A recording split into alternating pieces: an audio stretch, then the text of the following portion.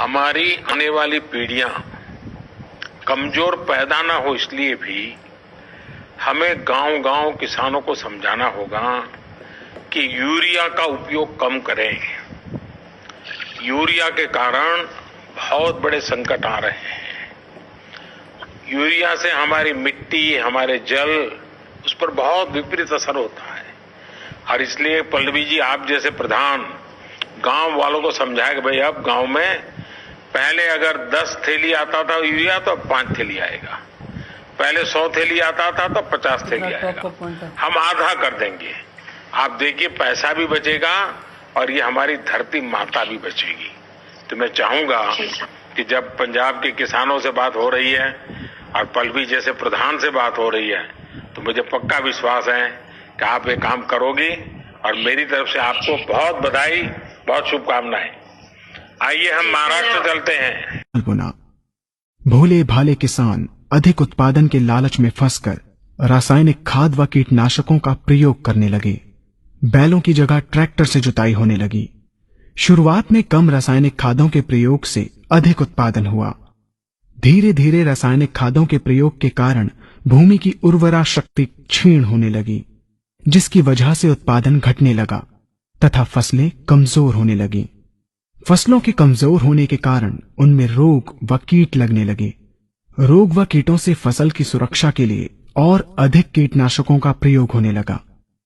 एक तरफ ज्यादा उत्पादन के लिए अधिक रासायनिक खादों का प्रयोग होने लगा, वहीं दूसरी तरफ फसलों को रोग व कीटों से बचाने के लिए अधिक विषाक्त कीटनाशकों का प्रयोग बढ़ गया, जिसके कारण उत्पादन लागत बढ़ी और किसान को लाभ कम होने लगा, बल्कि छोटे किसान कर्ज में डूबने लगे। धीरे धीरे भूमि की उर्वरा शक्ति क्षीण होने से भूमि बंजर होने लगी। रासायनिक खाद व कीटनाशकों के कारण खाद्यान्न भी विषाक्त हो गए तथा जलवायु भी प्रदूषित हो गई, जिसके कारण मानव, पशु पक्षियों के स्वास्थ्य पर प्रतिकूल प्रभाव पड़ा, जिसका परिणाम आपके सामने है।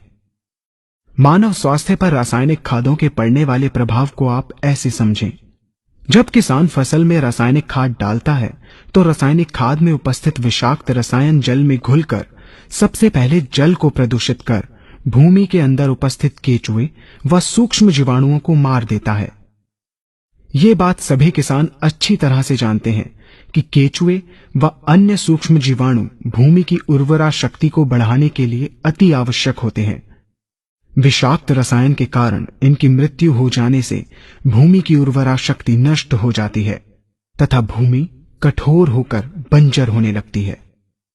रासायनिक खादों के विषाक्त रसायन पानी के माध्यम से अन्य खनिजों के साथ फसल के अंदर पहुंचकर फसलों को विषाक्त बना देते हैं। बाद में जब खाद्यान्न के रूप में मनुष्य या अन्य पशु इन्हें खाते हैं तो ये विषाक्त रसायन मानव स्वास्थ्य पर बहुत ही बुरा प्रभाव डालते हैं तथा मनुष्य के अंदर तरह तरह के रोग उत्पन्न करते हैं। जब हम जैविक खाद का प्रयोग भूमि पर करते हैं तो जैविक खाद पानी में मिलकर पानी को प्रदूषित नहीं करती। जैविक खाद भूमि के अंदर उपस्थित उर्वरा शक्ति को बढ़ाने वाले जीवाणु तथा केचुओं की संख्या को तीव्रता से बढ़ाती है, जिससे भूमि की उर्वरा शक्ति बढ़ती है तथा भूमि छिद्र युक्त एवं भुरभुरी हो जाती है, जिससे वायु और प्रकाश भूमि के अंदर गहराई तक प्रवेश करते हैं, जिसके कारण भूमि में तापमान एवं आर्द्रता का संतुलन बना रहता है और फसलें मजबूत होती हैं। जैविक खाद में विद्यमान तत्व खाद्यान्न के माध्यम से मानव व पशु पक्षियों के शरीर में पहुंचकर स्वास्थ्य लाभ पहुंचाते हैं।